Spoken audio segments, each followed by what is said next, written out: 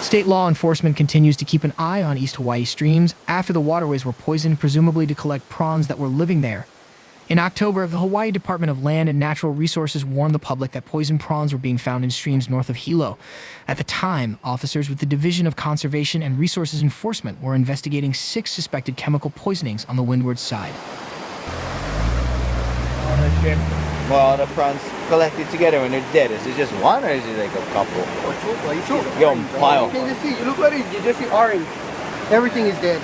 Everything dead.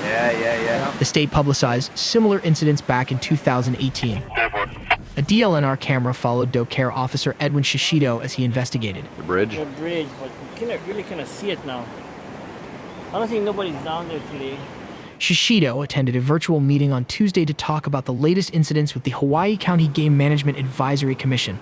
Troy Sakihara, Aquatic Biologist Division of Aquatic Resources, and Edwin Shishido, Conservation and Resource Enforcement Officer. They're going to give us an update on the prawn stream poisoning investigation report.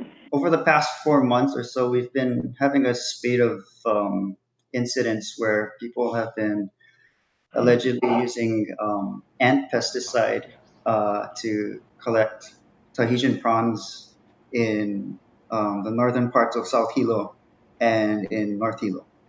And it's been spanning across these 2 districts. The unfortunate thing and the very upsetting thing is that, these pesticides that they're allegedly using are highly toxic to aquatic life. So when they actually use this in the stream, it actually kills everything. And it's a highly illegal activity, of course. Unfortunately, we haven't really been able to really catch anyone. And there's been several incidents. But we do have one case where a suspect was identified, and we are pursuing a civil enforcement action through our land board. So that's pending right now. Aquatic Resources Division, our DoCare Division, Department of Ag, we've all been working together to try to collect as much information as we can for all of these incidents that have been occurring. Doing surveys, follow-up surveys to see how the stream, do bioassessments. Department of Ag has been collecting soil samples to see if they can detect the pesticides in these soils in these areas where the incidents have been reported. Our DoCare officer, Edwin, has been leading the investigations and going out to the communities and residents to collect as much information as they can across all of these reports that we've been having.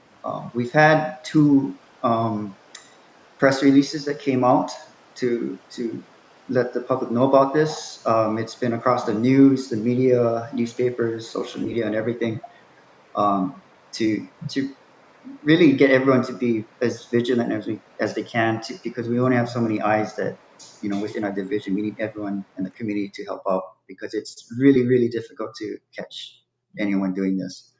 Edwin, if you have any further information to share. Yeah. Aloha, everyone. Edwin Shishido, DLNR Enforcement. Over the past, like Troy said, 4 months, we had a total of 8 reports of possible poisonings. And of those 8, I believe 3 of them came back positive for the poison. And we also had the Department of Ag collect sediment samples from the bottom of the streams because it actually settles down to the bottom. And prawn samples that we've collected from the people that live around there, luckily they froze it right away because it breaks down in the body really quickly. So luckily they froze it and it turned up positive. So out of the 8, 3 came back positive. And we've had other so-called reports of it, but it's like 2-3 days later. And so we really don't have anything because it usually washes away or the samples break down pretty quickly within a day or so. Troy and I worked on the one that we Troy said, we identified a suspect, and we did several soil samples, several prawn samples. Troy and I, actually, Troy did a underwater survey of the whole stream of the area we suspected. I don't know what, half mile at least. We went and he did an underwater video to count the prawns in the area, and it was pretty significant because it showed where possibly the poison was introduced. So when Troy was doing that, I interviewed all the residents along the stream on both sides of the stream, all the way up the river and above and below. And I got the information and wrote it up and sent it in to the prosecutor because we identified the people and the witnesses did identify the people. And by the time they actually saw the prawns floating down the river was less than an hour after they saw the suspects walking up. But we still cannot prove that they actually did pour it in the water.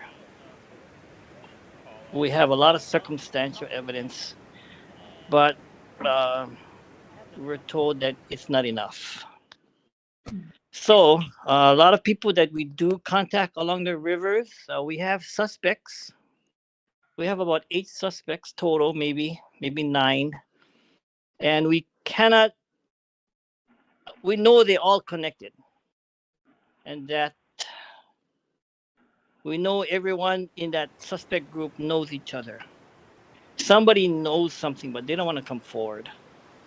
So our issue is when we contact these people and we find poison in their car or vehicle, do we wait till we let them go down in the river and poison the river so we can get an arrest?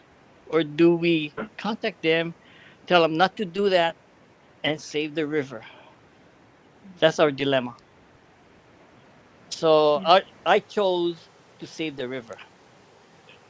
I chose to save the water, save the marine life in that stream so that it doesn't get damaged, even though we don't have an arrest. So that is the problem. Somebody got to come forward because you have hundreds of streams, hundreds of miles of stream. Where do you station to watch for these things? Thousands of access points. We need more eyes out there. So that's pretty much what we have. So when these people are poisoning the prawns, it's so they can gather them and sell them? Is it what they're doing, I'm assuming? Both. They actually eat it too.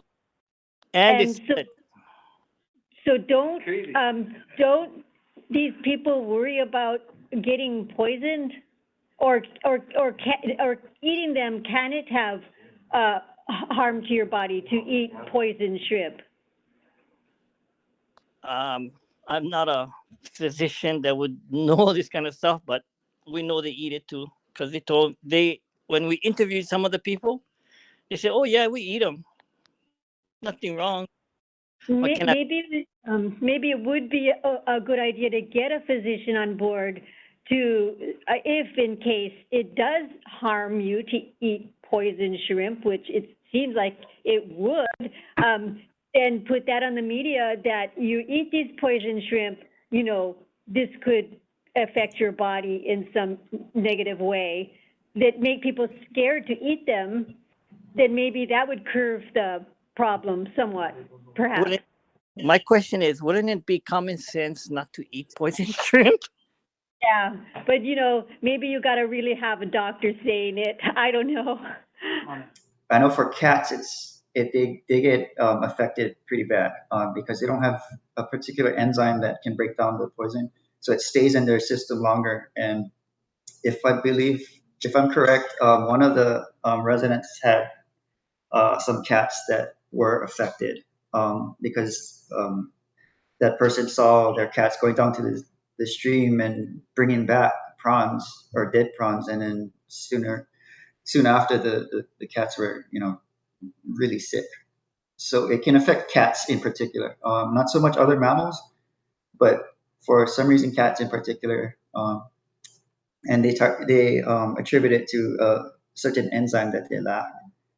But of course, yeah, eating anything that's poison is not a good idea. But it definitely is something of importance that we contact Department of Health and have them involved with this. Nani, Yes. I do regular patrols out along the Hamakua coast looking for people selling prawns. I go through all Oh, these good. communities. Oh, that So would then be a, everybody sees me out there going through all these little communities, checking the rivers, checking the streams. I talk to all the residents all along the streams. Um, and I gave them my number to call me if anything. So they all know. Um, and to go on top of what Troy said, I actually interviewed the people with the cats.